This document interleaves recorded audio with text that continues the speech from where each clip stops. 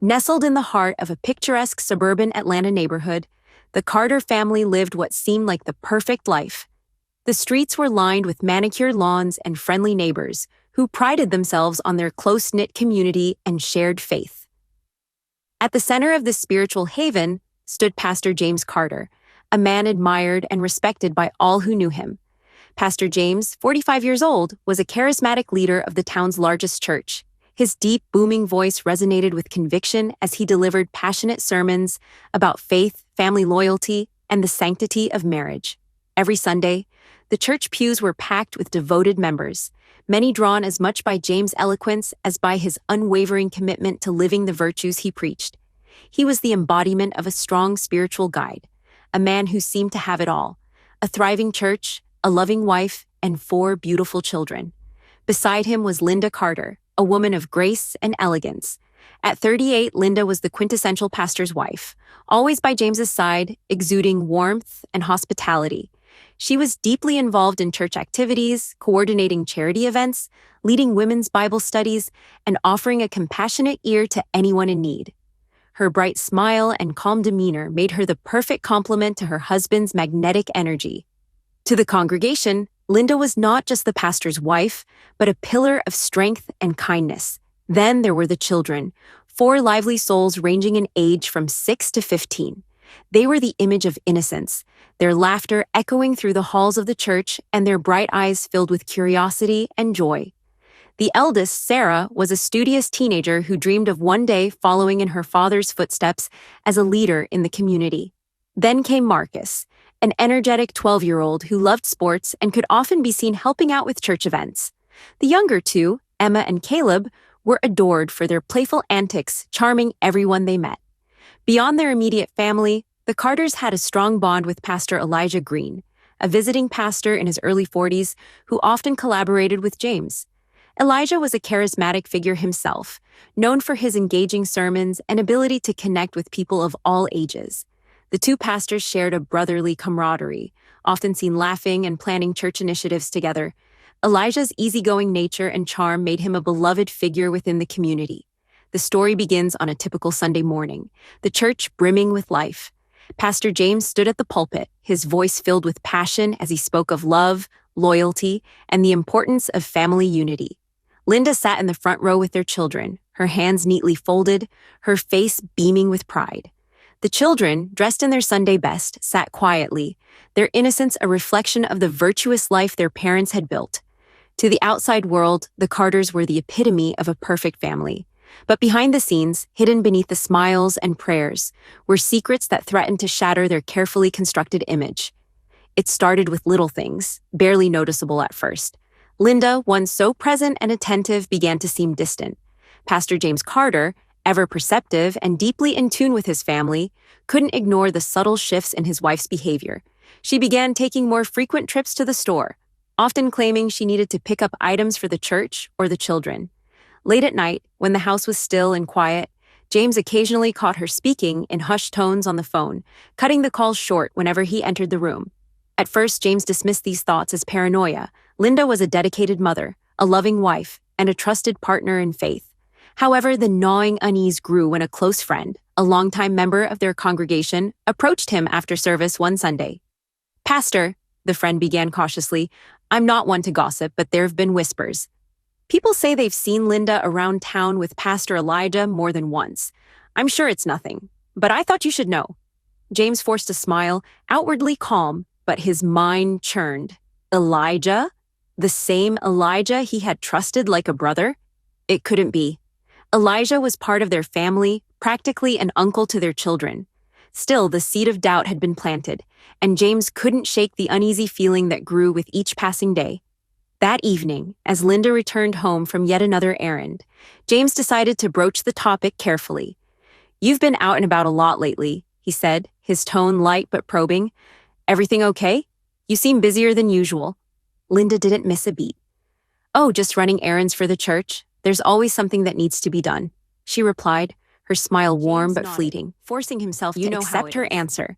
But the warmth between them felt slightly cooler, the connection they shared a bit more frayed. The once unshakable trust that defined their marriage now felt fragile, and James couldn't tell if it was all in his head or if something far deeper was amiss. The moment that would change everything came unexpectedly. One evening, as James was tidying their shared bedroom, he stumbled upon a crumpled receipt tucked away in the back of a drawer. Curious, he unfolded it and discovered it was for a DNA test kit, a purchase made years ago but never used. The realization struck him like a blow. Why would Linda have bought a DNA test kit and never mentioned it? James's mind raced with possibilities, none of them comforting. Determined to get to the bottom of it, he concocted a plan. Over dinner the next evening, he presented the idea of a fun, family science experiment, suggesting they all take a DNA test for fun and learning. The children, oblivious to his hidden motives, enthusiastically agreed, and even Linda didn't object, laughing off the idea as one of James's quirky projects. Weeks later, the results arrived, and James opened the envelope in the privacy of his study. As he scanned the page, his breath caught. The results were indisputable. None of the children were biologically his. The room spun as the weight of the revelation crashed down on him. Confronting Linda that night was the hardest thing James had ever done. He approached her with the results in hand, his voice trembling with fury and heartbreak. "I trusted you, Linda. I built my life around you, around this family. How could you lie to me like this?" Linda, cornered and pale, broke down in tears. "James, I never meant for you to find out this way," she sobbed. Through choked words, she confessed to a long-running affair with Pastor Elijah, one that had begun before their marriage and continued sporadically over the years. Her words cut deeper than any knife. The life James thought he knew, the family he cherished, had all been built on lies. The betrayal was unfathomable, and the man he once called a brother had been at the heart of it all. James Carter, once a man of unwavering faith and moral conviction, found his inner world crumbling under the weight of betrayal. The revelation of Linda's infidelity and the truth about the children sent him spiraling into an emotional abyss. Nights became sleepless as his thoughts raced, alternating between disbelief, rage, and sorrow. He questioned everything: his faith, his role as a father, and his very identity as a husband. His sermons, once a source of inspiration for the congregation, reflected his turmoil. What were once uplifting messages of hope and forgiveness transformed into fiery condemnations. He preached of betrayal and sin with a vehemence that unsettled the church members. The community, sensing his shift, grew concerned, whispering about the pastor's uncharacteristic anger and bitterness.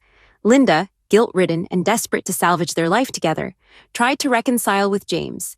She pleaded for forgiveness, insisting that her love for him was genuine despite her mistakes. But to James, her words felt hollow, mere echoes of the trust she had shattered. Her attempts to console him only fueled his resentment, as he viewed her presence as a constant reminder of her betrayal. Caught between the pressure to maintain appearances for the church and the chaos of his personal life, James felt as though he was being torn apart. His once strong faith began to falter, leaving him adrift in a storm of emotions with no clear path to redemption. The final confrontation came late one night, after days of mounting tension. Linda, weary of James' growing hostility, confronted him in the living room. "I can't live like this anymore," she said, her voice trembling with both fear and defiance. "If you can't move past this, maybe I should take the kids and leave." Her words were like a spark to dry tinder. James, already teetering on the edge, exploded in a torrent of rage. "You don't get to destroy everything and walk away like nothing happened," he roared. Their argument escalated, emotions running high as years of love, pain, and betrayal collided in a single moment. Then, in a flash of uncontrollable fury, James snapped. Unable to contain the overwhelming mix of anger and heartbreak, he struck Linda, silencing her protests. The realization of what he had done hit him immediately. But instead of remorse, panic took over. Desperate to hide the evidence of his crime, James dismembered Linda's body in a cold and calculated manner, each action driven by a grim determination to protect his reputation. Under the cover of darkness, he loaded her remains into his car and drove to a secluded forest area, where he buried the evidence. Linda's absence began to raise suspicions among friends, neighbors, and members of the congregation. Initially, James managed to deflect inquiries with a carefully crafted lie, claiming that Linda had decided to take time away to reflect on their marriage after a heated argument. His demeanor in public remained composed, but those closest to him noticed the cracks beginning to form in his facade. Church members whispered about the sudden disappearance of the pastor's wife. Why would a woman so devoted to her family and the church simply vanish without a word? Linda's close friends, who were accustomed to her regular check-ins, became increasingly uneasy.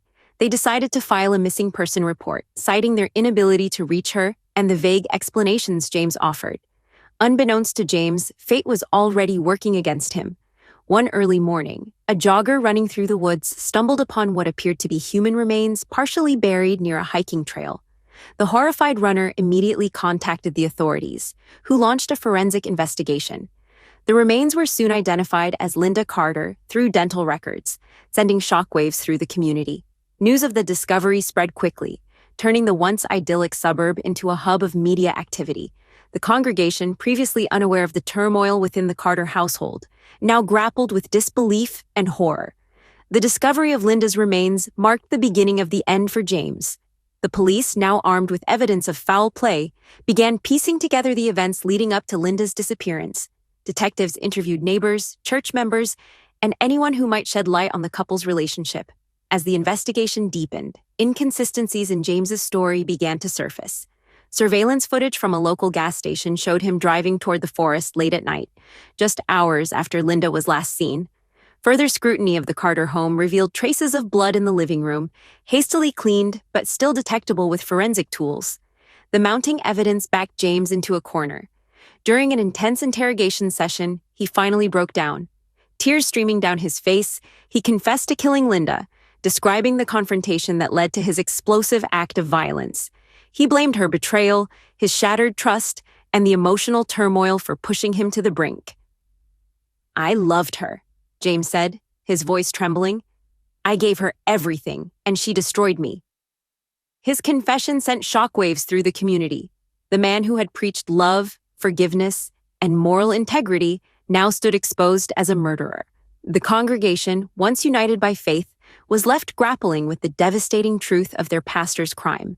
Following his confession, James Carter was immediately arrested and charged with first-degree murder, desecration of a corpse, and obstruction of justice.